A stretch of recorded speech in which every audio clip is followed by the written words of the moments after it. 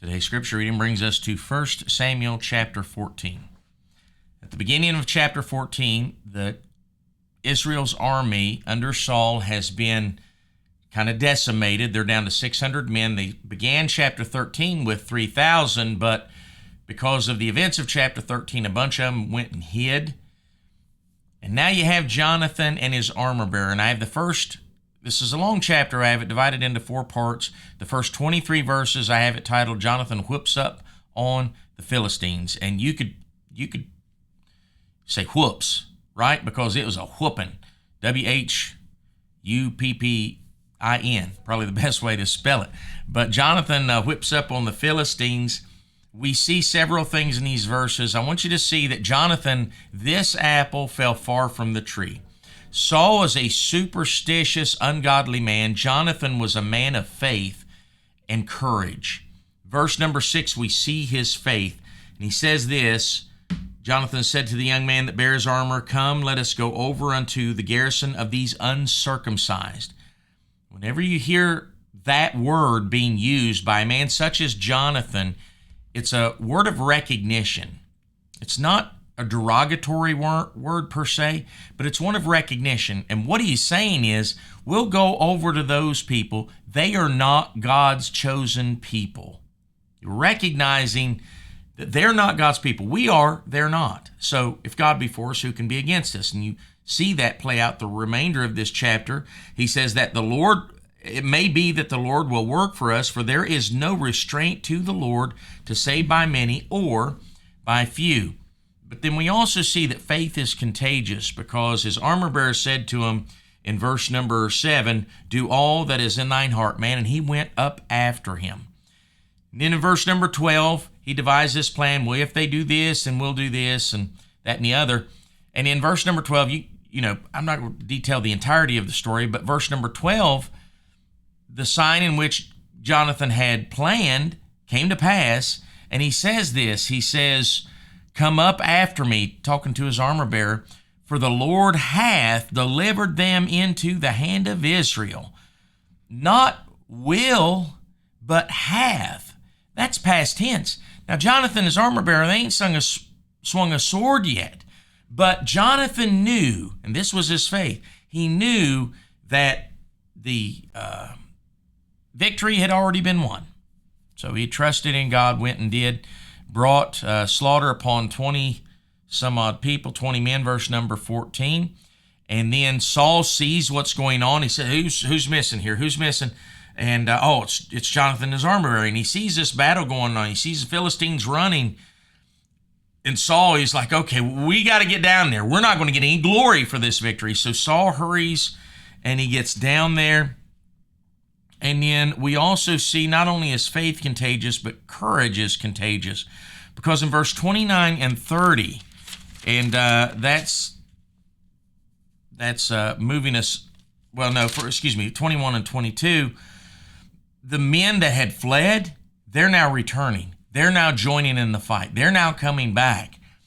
So we see that Jonathan whips up on the Philistines. He routs them there, and they begin to flee.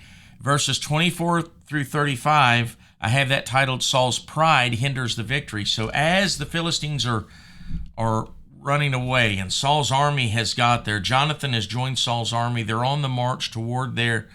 Saul had given this foolish command of fasting prior to the charge. So he couldn't eat that day. This was an illustration. It was ill-advised. Of course, Jonathan saw that. The people were faint because of it.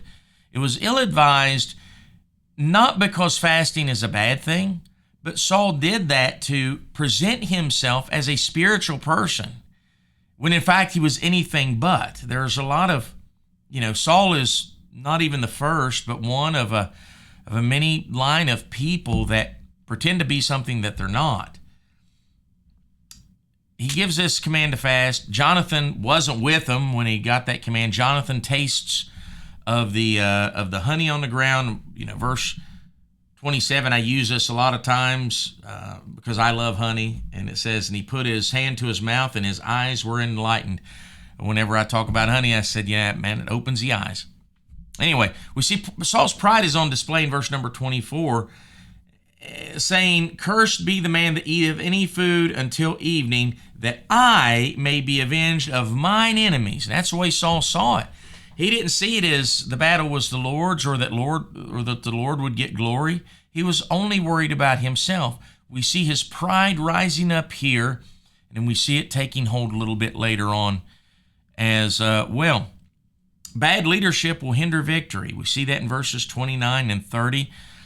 Jonathan understood. Jonathan understood that his father was not a spiritual man, and he stated that it was unwise what he had done because he knew that a greater victory could have been had. Jonathan was still respectful unto his father. He still honored his father, yet he understood his father. And those closest to us do understand our true spiritual state. The rest of the children of Israel may not have, but Jonathan certainly did. Verses 36 through 50, they're trying to figure out if they should continue on and follow after the Philistines. And then the priest there, Ahijah, I think. I don't have him marked. I don't know why I don't have him marked, but I don't have him marked there. He's in these verses. He asked the Lord if they should do that, but the Lord did not answer. And so Saul perceives that there's sin in the camp. He gets them to cast lots, and I believe at this point he understands that it's Jonathan that had broken this command that Saul had given, because, again, Jonathan and his armor bearer was the only ones that weren't with them when he gave this command. And Saul goes and puts he and Jonathan in one lot and everybody else in another, right? I mean, he's dwindled this down to between him and Jonathan. The lot fell on him and Jonathan. They cast lots again. It falls on Jonathan. And so Jonathan admits, yes, I did eat, and now I must die. And Saul is doing this, I think, again, for his pride's sake. He's willing to sacrifice his own son for his pride. Why? Because Jonathan wrought this victory. Jonathan not only wrought this victory, Jonathan wrought the victory that happened at the beginning of chapter 13. And so at chapter 13, Saul is boasting himself as if he had done something, and he didn't. It was Jonathan then, it was Jonathan now. So he's willing to kill his own son for his pride's sake, yet the people rise up and say, you're not killing him.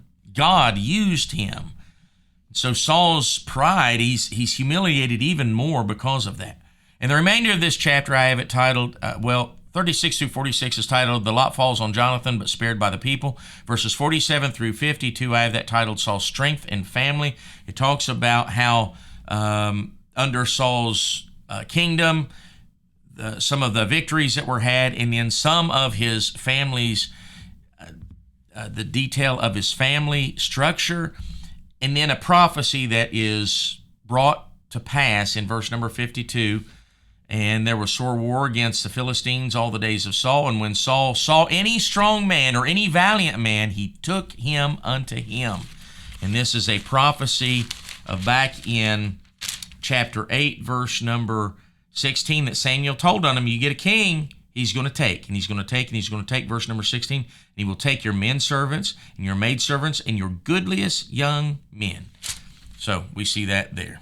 All right, so that's 1 Samuel chapter 14. Like I said, probably a longer video, a lot of moving parts. Hope this has been some sort of help to you. God bless, and Lord willing, we'll see you soon.